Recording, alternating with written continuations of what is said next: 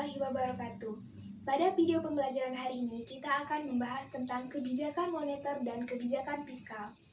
Nah, pada menit sebelumnya, kalian telah mengetahui kan apa saja tujuan dari pembelajaran hari ini. Langsung saja kita masuk kepada materi yang pertama, yaitu tentang kebijakan moneter. Kebijakan moneter mempunyai pengertian langkah-langkah yang diambil oleh penguasa moneter untuk mempengaruhi jumlah uang yang beredar dan daya beli uang. Yang dimaksud dengan penguasa moneter adalah Bank Indonesia atau Bank Sentral, karena Bank Indonesia mempunyai hak penuh atas kebijakan moneter. Untuk mudah mengingat pengertian dari kebijakan moneter, kalian harus menggarisbawahi yaitu penguasa moneter, jumlah uang yang beredar, dan daya beli uang. Selanjutnya, tujuan dan peran dari kebijakan moneter. Jadi, kebijakan moneter ini mempunyai tujuan untuk menjaga stabilitas harga, menjaga stabilitas ekonomi, meningkatkan kesempatan kerja, dan memperbaiki neraca perdagangan maupun neraca pembayaran. Nah, mengapa tujuan dan peran dari kebijakan moneter ini dapat meningkatkan kesempatan kerja? Karena pada saat ekonomi dalam keadaan stabil, pengusaha akan menginvestasikan untuk menambah jumlah barang dan jasa. Dengan adanya investasi tersebut, maka akan menambah atau membuka kesempatan kerja bagi masyarakat. Nah, selanjutnya kita akan membahas tentang instrumen kebijakan moneter. Instrumen kebijakan moneter itu ada dua. Yang pertama, tight money policy, yaitu kebijakan untuk mengurangi jumlah uang yang beredar.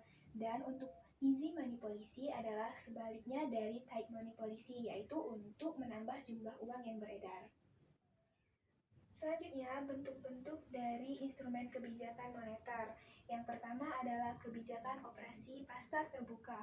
Kebijakan operasi pasar terbuka adalah kebijakan yang dilakukan oleh Bank Indonesia untuk menambah atau mengurangi jumlah uang yang beredar dengan cara membeli atau menjual sertifikat Bank Indonesia atau yang sering kita sebut SBI, atau membeli surat berharga dari pasar modal.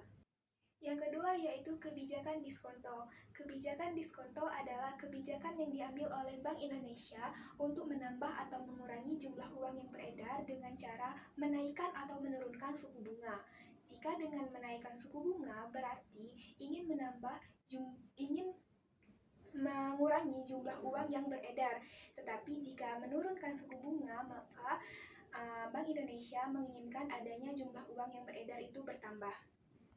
Yang ketiga yaitu kebijakan cadangan kas. Yang keempat, kebijakan kredit ketat. Nah, biasanya kebijakan kredit ketat ini diberlakukan pada saat inflasi saja. Dan yang kelima yaitu kebijakan dorongan moral. Kebijakan dorongan moral ini berupa himbauan dari Bank Indonesia dalam bentuk pengumuman atau edaran surat. Nah, setelah mempelajari kebijakan moneter, selanjutnya kita akan membahas tentang kebijakan fiskal. Pengertiannya adalah kebijakan penyesuaian di bidang pengeluaran dan penerimaan pemerintah untuk memperbaiki keadaan ekonomi. Jadi yang perlu digarisbawahi pada pengertian kebijakan fiskal ini adalah pengeluaran dan penerimaan untuk memperbaiki keadaan ekonomi. Selanjutnya kita akan membahas tentang tujuan dan peran dari kebijakan fiskal.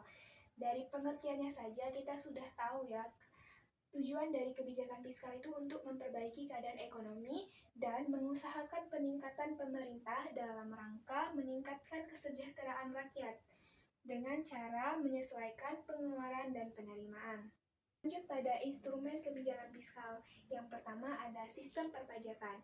Nah, seperti yang kita ketahui ya, bahwa pajak merupakan pemasukan terbesar di negara kita. Maka dengan menaikkan pajak akan menambah kas pada negara kita.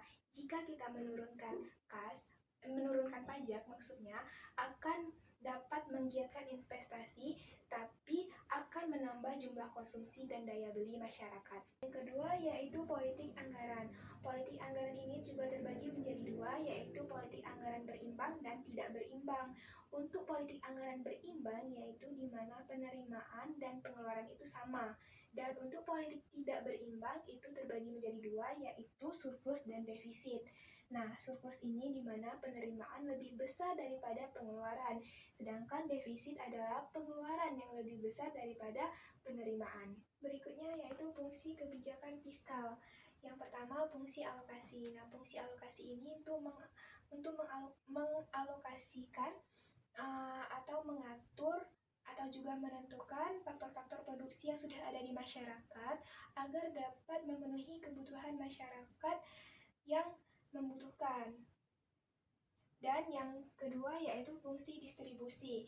Nah, fungsi distribusi ini adalah bentuk penyaluran kepada setiap daerah-daerah agar mendapatkan pemerataan yang lebih luas. Yang ketiga yaitu fungsi stabilitas, yaitu untuk menstabilkan harga maupun ekonomi. Yang terakhir yaitu fungsi pembangunan.